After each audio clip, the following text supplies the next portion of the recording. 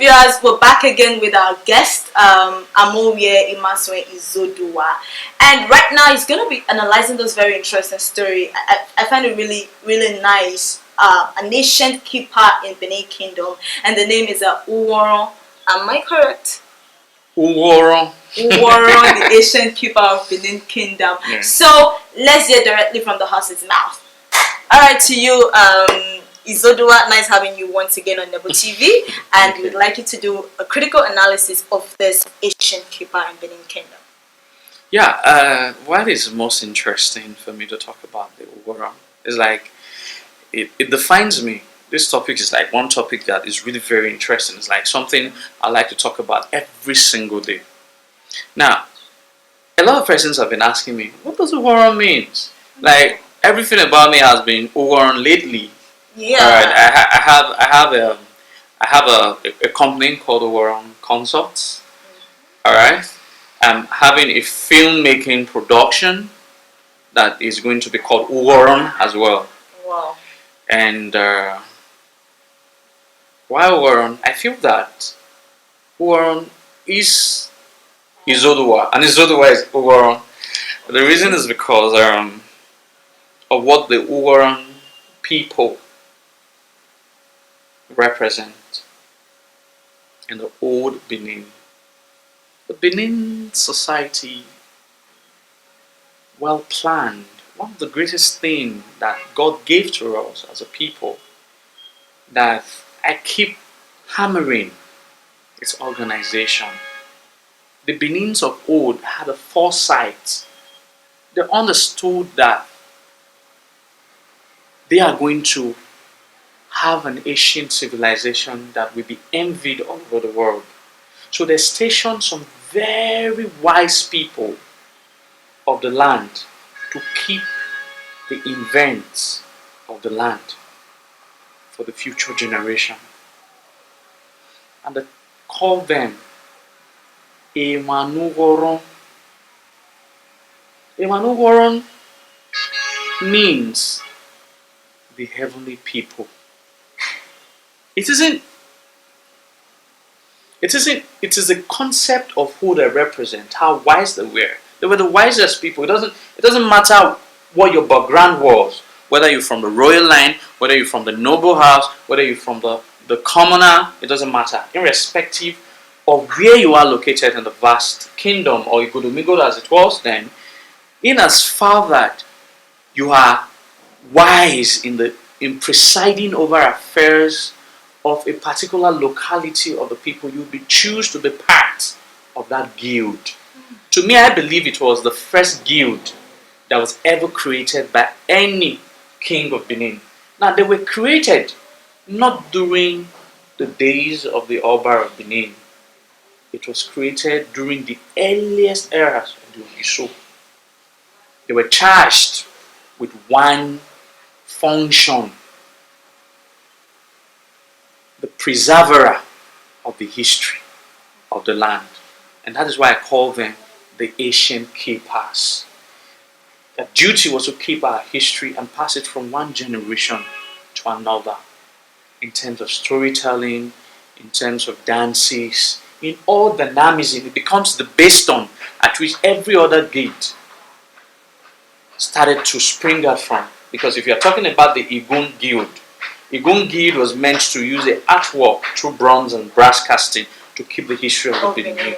You're talking about the Besama. They were charged with using the woodworks, the ivory carvings or the wood carvings to preserve the history. Then the Ughoron became the base stock at which every other guilds came out from. They were very relevant. They performed the function great libraries of all over the world might perform, the modern day library concept. What the library is meant to preserve the history of a particular people, the particular race. What the function of the present day library is what the Ughoron was to the Benin people. But unfortunately,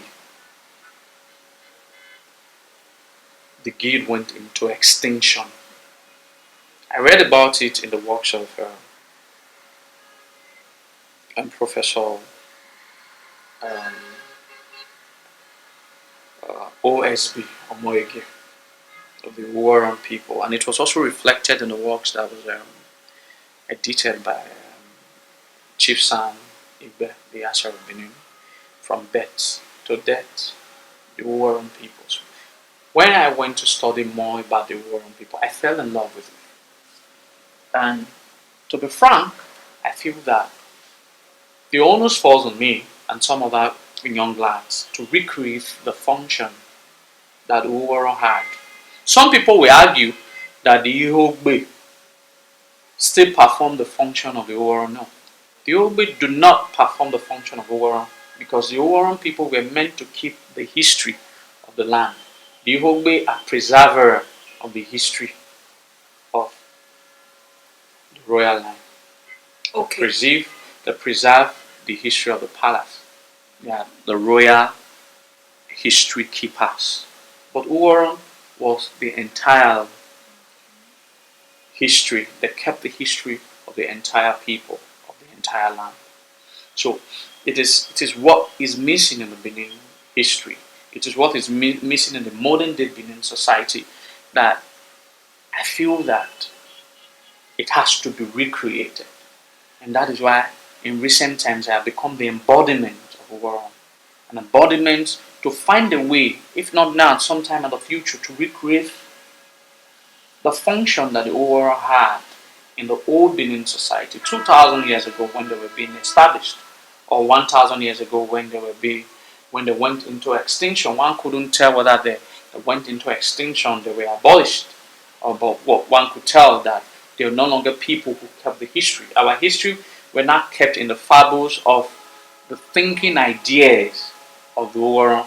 It was no longer kept by humans, it was not kept by acts, by works. Alright. So it is time for we to now recreate. We now have more advanced technology in the modern time to make the function of the Ughoron more simpler. Alright. But it has to be recreated. So the Ughoron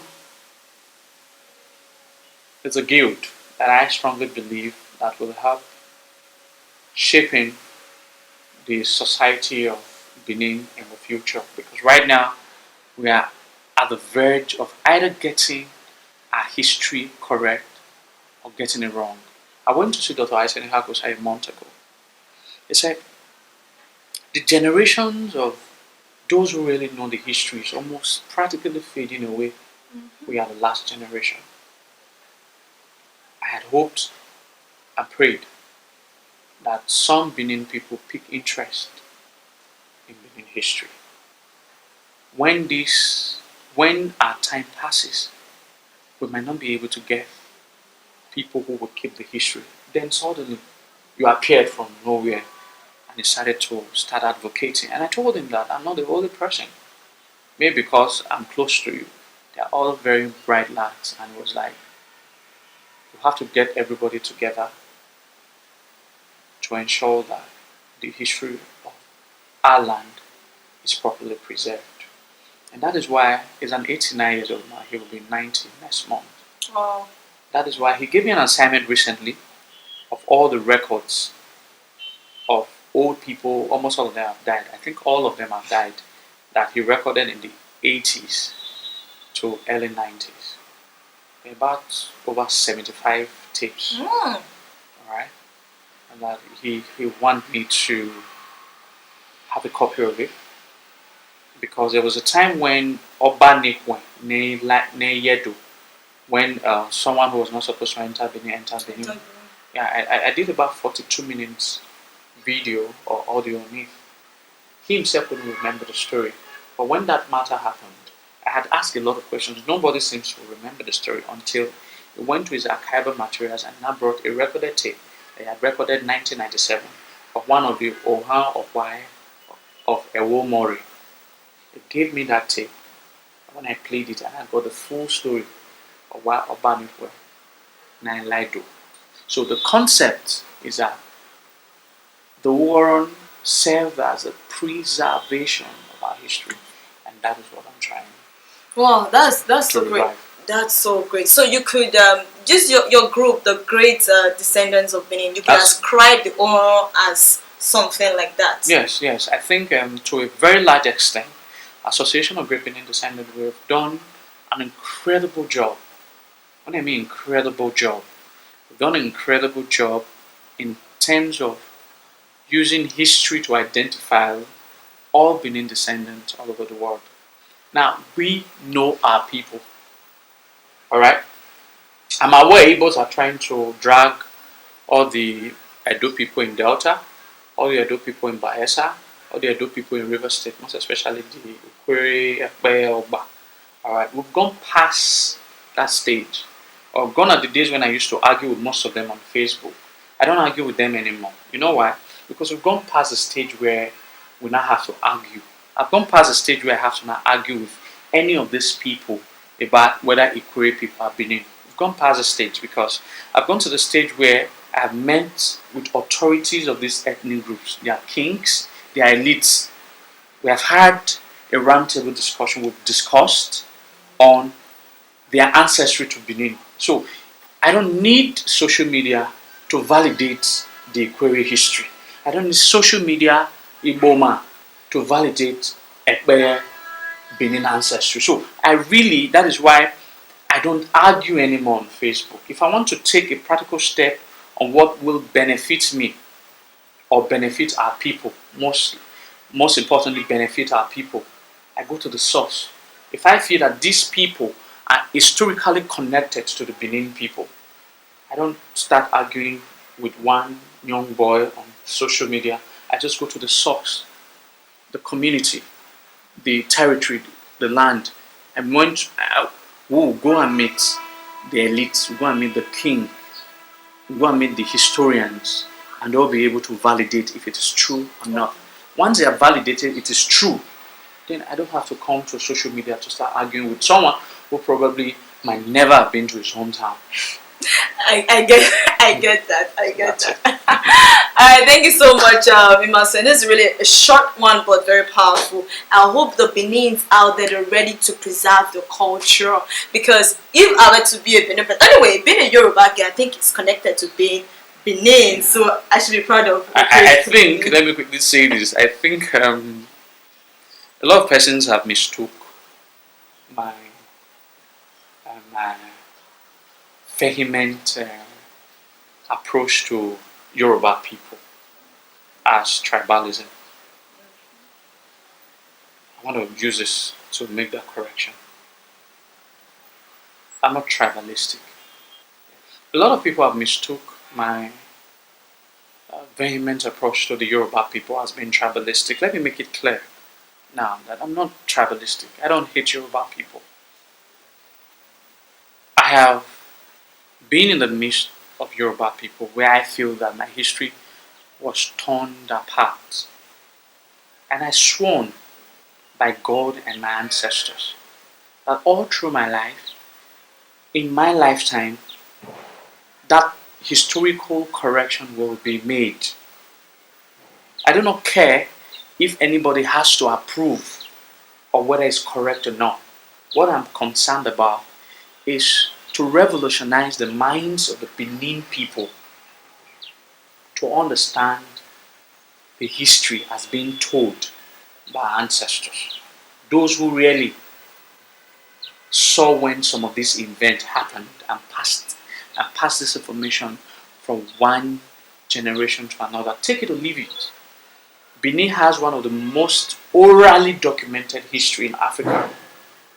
So I will not take one history that one person told me from Osun State or from Ondo State or from Oyo State as against what I was told by my people in Ondo State.